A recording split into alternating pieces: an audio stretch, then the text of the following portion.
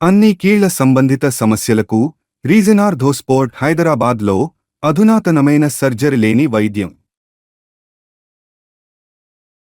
ప్రతిపక్షంలోకి వచ్చినా సరే అక్కడ వైసీపీలో గ్రూపుల గోల తగ్గలేదా? కొత్త ఇన్ఛార్జ్ వచ్చినా సరే లోకల్ లీడర్స్ పాత రాగమే పాడుతున్నారా?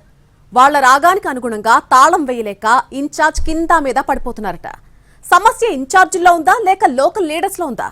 ఇందుకే ఏంటా నియోజకవర్గం, ఏంటా కాళ్ల కింద కార్పెట్ లాగేసే కార్యక్రమం చూద్దాం పదండి. పల్నాడు జిల్లా సత్తెనపల్లి పాలిటిక్స్ ఎప్పుడూ డిఫరెంట్ గానే ఉంటాయి. ఇక్కడ పోటీ చేయడం, గెలవడం అంత తేలికైన వ్యవహారం కాదన్నది చాలా మంది నాయకుల అభిప్రాయం. మండలానికి ఒక కులం చొప్పున రెడ్డి, కాపు, కమ్మ సామాజిక వర్గాలు బలంగా ఉంటాయి ఈ సెగ్మెంట్లో. ముప్పాళ్ల మండలంలో రెడ్లు, రాజుపాలెంలో కాపులు, సత్తెనపల్లి రూరల్ మండలంలో కమ్మ ఓటర్లు ఎక్కువ. ఈ క్రమంలో స్థానికంగా ఉండే రెడ్డి సామాజిక వర్గానికి ఎమ్మెల్యే టికెట్ ఇవ్వాలని మొదటి నుంచి డిమాండ్ చేస్తున్నారు లోకల్ వైసీపీ లీడర్స్. కానీ పార్టీ అధిష్టానం మాత్రం 2014లో అంబటి రాంబాబుకి టికెట్ ఇచ్చింది.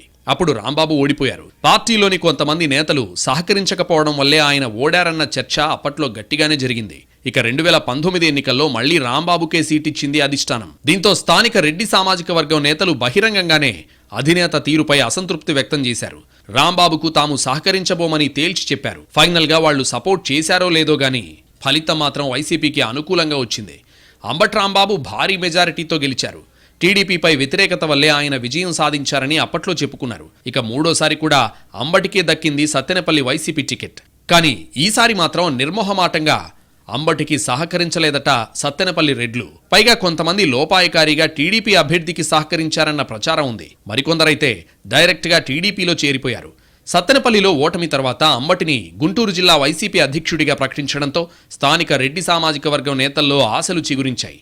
ఈసారి మాత్రం ఖచ్చితంగా ఎవరో ఒక స్థానిక రెడ్డి నాయకుడినే ఇన్ఛార్జిగా ప్రకటిస్తారని భావించారట అంతా. కానీ అధిష్టానం మాత్రం లోకల్ లీడర్స్ కి షాక్ ఇస్తూ నర్సరావుపేటకు చెందిన గజ్జల సుధీర్ భార్గవ్ రెడ్డికి ఇన్ఛార్జ్ పదవిచ్చింది. దీంతో స్థానికులకు మరోసారి నిరాశే మిగిలింది. సుధీర్ భార్గవ్ రెడ్డి సొంతూరు నకరికల్లు మండలంలో ఉంది. అది సత్తెనపల్లి నియోజకవర్గంలో భాగమే. అలా టెక్నికల్ గా చూస్తే ఆయన లోకల్ అయినా వాస్తవానికి నర్సరావుపేట కేంద్రంగా యాక్టివ్ పాలిటిక్స్ చేస్తున్నారు. ఆయన కూడా నర్సరావుపేట ఇన్ఛార్జ్ పదవి ఆశిస్తే ఇక్కడికి పంపారట. ఇక భార్గవ్ రెడ్డిని స్వయంగా అంబటి రాంబాబు పార్టీ క్యాడర్ కు పరిచయం చేశారు. అయితే ఆ సమయంలో కూడా అంబటి అనుచరులే ఎక్కువగా ఉన్నారట. ఇక రాంబాబు వ్యతిరేక వర్గం సుధీర్ భార్గవ్ రెడ్డితో కూడా అంటీ ముట్టనట్టుగానే ఉంటున్నట్టు చెప్పుకుంటున్నారు నియోజకవర్గంలో. దీనికి తోడు వైసీపీలో మొదట్నుంచి ఉన్న చిట్టా విజయభాస్కర్ రెడ్డి వంటి నేతలు కూడా సుధీర్తో టచ్ మీ నాట్ అంటున్నారట. పైగా ఆయన ఈ రాజకీయాలకు కొత్త కావడంతో నియోజకవర్గంలో గ్రూపు విభేదాలు తలనొప్పిగా మారినట్టు ఫీల్ అవుతున్నారట.